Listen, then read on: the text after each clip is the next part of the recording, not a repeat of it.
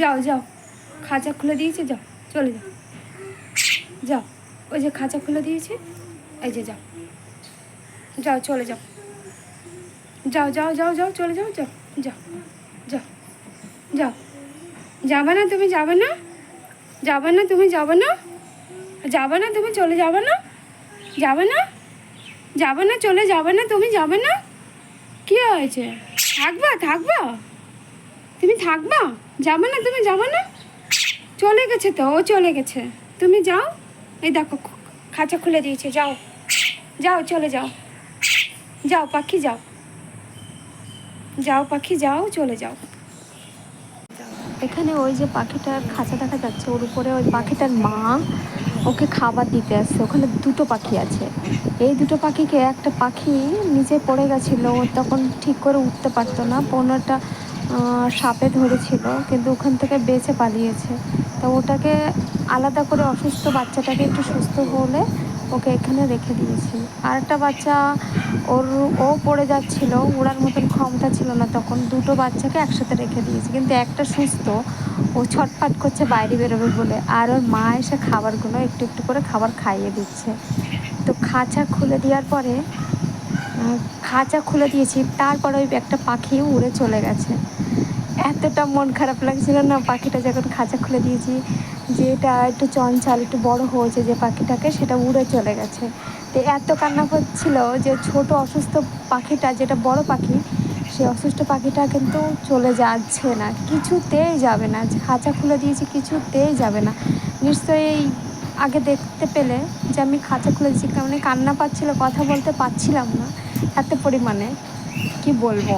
আর এই পাখিটা উড়ে গিয়েছে, এই পাখিটা উড়ে গেছে, ওর ভিতরে আরেকটা ছোটো পাখি আছে, ও একটু অসুস্থ, ওকে কিছুতেই সুস্থ করতে পারছি না। এ কিন্তু ছোটো পাখিটা যেটা খাঁচার ভিতরে রয়েছে, আর ওটা উড়ে গেল মাটা, আরেকটা পাখি রয়েছে, কিন্তু কী আর করবো, সবাইকে তো দেখছি। আর ওটাকে বললাম চলে যেতে, তো ও যাবে না।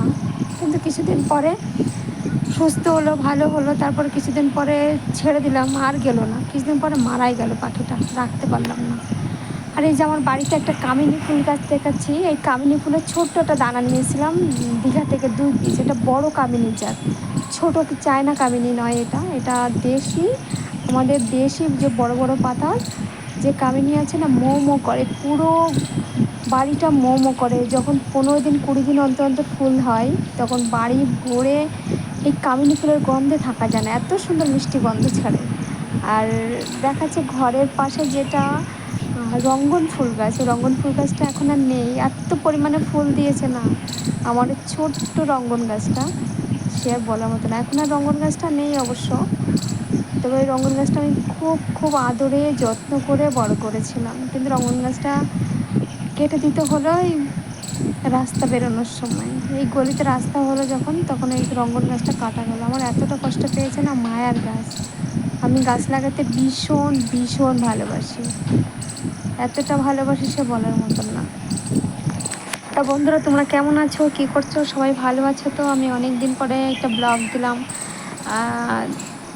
দিলাম তোমাদের সঙ্গে আছি, থাকছি, চেষ্টা করছি থাকার, কিন্তু হয়ে উঠছে না, সমস্ত কাজের ফাঁকে একটু সময় পাচ্ছি না যে ভিডিও করব, ভিডিও ছাড়বো, ইচ্ছা হয় না, জানো তো।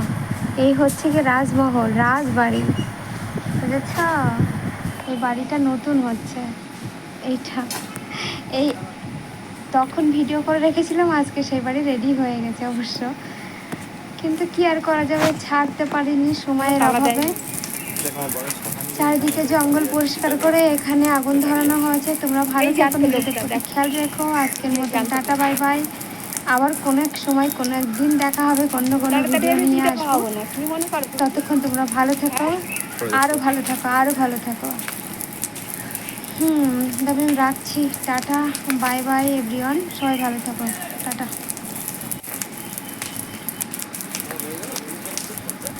কি কোথা থেকে পড়েছে?